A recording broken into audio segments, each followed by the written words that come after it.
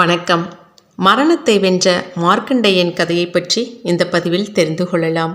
அதற்கு முன்பு நம் சிறுகதை டிவியை சப்ஸ்கிரைப் பண்ணாதவங்க சப்ஸ்கிரைப் பண்ணிக்கோங்க. அப்படியே பக்கத்தில் இருக்கிற பெல் ஐக்கானை கிளிக் பண்ணுங்கள்.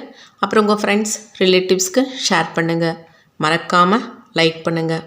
வாங்க பதிவுக்குள்ளே போகலாம். முன்பொரு காலத்தில் மிருகண்டர் என்ற மகரிஷி வாழ்ந்து வந்தார்.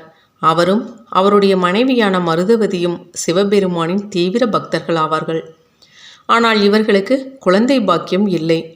ஆகவே சிவபெருமானை புகழ்ந்து பாடல்கள் பாடியும் அவரை பற்றிய கதைகளை பரப்பியும் வாழ்ந்து வந்தார்கள்.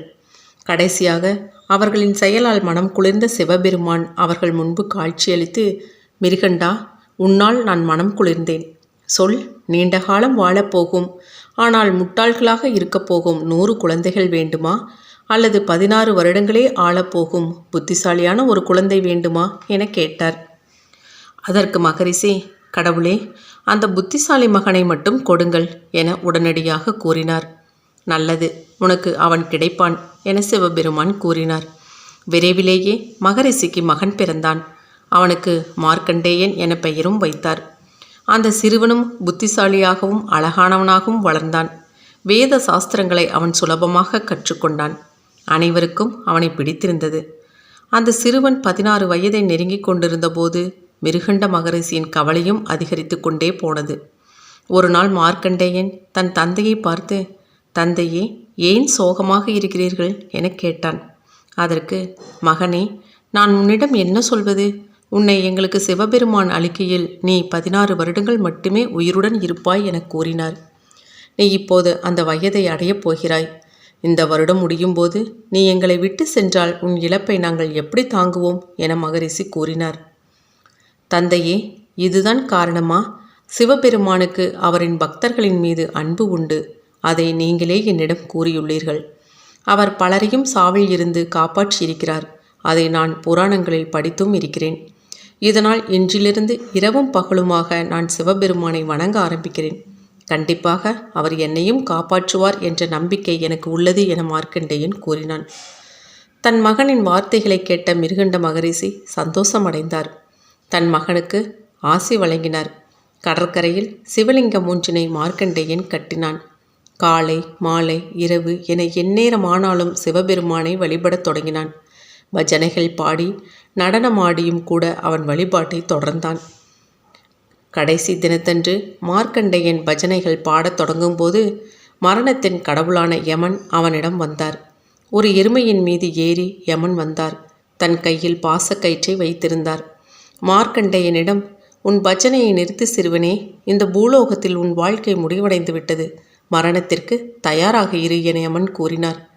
இதை கேட்ட மார்க்கண்டேயன் பயப்படவில்லை.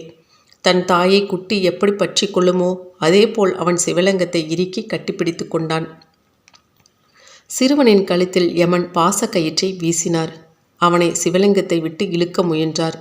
அப்போது அந்த சிவலிங்கம் வெடித்து அதனுள் இருந்து சிவபெருமான் வெளியேறினார். தன் மீதே பாசக்கயிற்றை வீசிய யமனை தன் காலால் உதைத்தார் சிவனார். இது புராணம். காலம் தவறாமல் தன் கடமையை செய்ய வந்த காலதேவனை காலால் உதைக்கலாமா? தன்னை ஒரு பக்தன் வழிபட்டு விட்டான் என்பதற்காக நீதி வழங்க வந்த நீதி தேவனையே தண்டிக்கலாமா? அப்படியானால் ஆயுள் முடியும் போது அனைவருமே அந்த சிவனை ஆலிங்கனம் செய்து கொண்டு யமனிடமிருந்து தப்பிவிட மாட்டார்களா?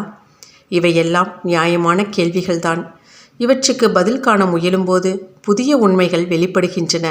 யமதர்மன் சர்வேஸ்வரரான சிவனை தினமும் உபாசிப்பவன். தேவர்கள், மானிடர்கள், நல்லவர்கள், கெட்டவர்கள், தெய்வத்தை நம்புகிறவர்கள், நம்பாதவர்கள் என்ற பாகுபாடின்றி அவரவரின் கர்ம வினைகளுக்கேற்ப காலமறிந்து நீதி வழங்கும் பொறுப்பு அவனுக்கு உண்டு. சிந்தனையின் இருப்பிடம் மூளை என்றால் ஆசாபாச உணர்ச்சிகளின் இருப்பிடம் இதயம். எல்லோரும் இறைவனின் திருவடிகளை சிரத்தில் ஏற்க விரும்பினார்கள் என்றால் இறைவனின் திருவடிகள் தன் மார்பிலேயே பதிய வேண்டுமென்று தவமிருந்தான் யமதர்மன். உணர்ச்சிகளுக்கும் ஆசாபாசங்களுக்கும் இடம் கொடுக்காமல் சத்தியத்தின் பிரதிநிதியாக நீதி பரிபாலனம் செய்ய ஈஸ்வரனின் திருவடிகள் தன் இதயத்திலேயே பதிய வேண்டும் என தினமும் ருத்ர தேவனை பிரார்த்தித்தான் யமதர்மன். அந்த பிரார்த்தனை நிறைவேற மார்க்கண்டேயன் ஒரு கருவியானான். யமன் பாசக்கயிற்றை மார்க்கண்டேயன் மீதுதான் வீசினான். அதே நொடியில் மார்க்கண்டேயன் இறைவனின் திருமேனியை தழுவிவிட்டான். பாசக்கயிறு இறைவனையும் பிணைத்து விட்டது. எல்லாமே ஈஸ்வரனின் சங்கல்பப்படிதான் நடந்தது. மார்க்கண்டேயன் சிவலிங்கத்தை முதலிலேயே தழுவிக்கொண்டிருந்தால் நிச்சயமாக யமதர்மன் தன் பாசக்கயிற்றை தான் வணங்கும் தெய்வத்தின் மீது வீச துணிந்திருக்க மாட்டான். மார்க்கண்டேயன் மீது வீசிய பாசக்கயிறு தன் மீது விழும்படி செய்து இருவருக்கும் தரிசனம் தந்து தன் திருவடியை யமதர்மனின் இதயத்திலேயே வைத்து அவன் தவத்தை பூர்த்தி செய்தான் இறைவன். ஆனால் அந்த திருவடி அம்பிகையின் அம்சமாக அமைந்தது யமதர்மன் செய்த பாக்கியம். மார்க்கண்டேயனுக்கு என்றும் 16 வயது இருக்க அருள் செய்து அவனது பக்திக்கும் ஒரு பரிசு தந்தார் சிவபெருமான். ஈசன் யமனை காலால் உதைத்த வரலாற்றில் மற்றொரு இரகசிய தத்துவமும் உண்டு. மார்க்கண்டேயனுக்கு சிவபெருமான் தீர்க்காயில் தந்த புண்ணிய சேஸ்திரம் தஞ்சை மாவட்டத்தில் உள்ள திருக்கடையூர் அல்லது திருக்கடவூர் ஆகும். அன்னை அபிராமி அருள்பாலிக்கும் இந்த சேஸ்திரத்தின் பெருமையும் அம்பிகையின் அருளையும் பற்றி அபிராமி பட்டரின் அந்தாதி தமிழ் இன்றும் நமக்கு எடுத்து சொல்லி கொண்டிருக்கிறது. இந்த ஸ்தல புராணத்தின்படி காலதேவனை சிவபெருமான் காலால் உதைத்த சம்பவத்துக்கு ஒரு அற்புதமான காரணம் சொல்லப்படுகிறது. சிவபெருமான் உமையொரு பாகன் அல்லவா? அவன் பார்வதியை பாதி உடலாக கொண்ட அர்த்தநாரீஸ்வரன். அவனது திருமேனியில் இடதுபுறம் அன்னை உமாதேவியின் அம்சம். மார்க்கண்டேயன் மீது தன் மீதும் பாசக்கயிற்றை வீசிய யமனை தனது இடது காலால் தான் உதைத்தான் ஈசன். இடப்பாகம் சக்தியினுடையது. எனவே இது சிவனின் திருவடி அல்ல, சக்தி பார்வதியின் திருவடிதான். கடமையை செய்த காலதேவனை சிவபெருமான் தன் காலால் உதைக்கவில்லை. மாறாக தர்மம் தவறாமல் தன் கடமைகளை அவன் தொடர்ந்து செய்ய அன்னை சக்தியின் அருள் அவனுக்கு கிடைப்பதற்காக அன்னையின் பாதமே தர்மதேவனின் இதயத்தை தொட்டு அவனை வைராக்கியமுள்ளவனாக செய்தது. அதற்கு இறைவன் ஒரு வாய்ப்பளித்தான். இது திருக்கடவூர் ஸ்தல புராண கதை. கடமையை செய்யும்போது கடவுளென்றும் பாராமல் நீதி தருகிறவன் யமதர்மன். அவன் வெறும் மரணதேவன் அல்ல, உயிர்களை மனித கூட்டிலிருந்து விடுதலை செய்யும் தர்மதேவன். சிவசக்தியின் சங்கல்பத்தின்படி அவன் உயிர்களை கவர்கிறான்.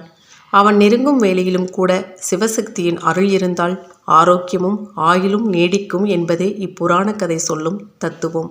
நன்றி.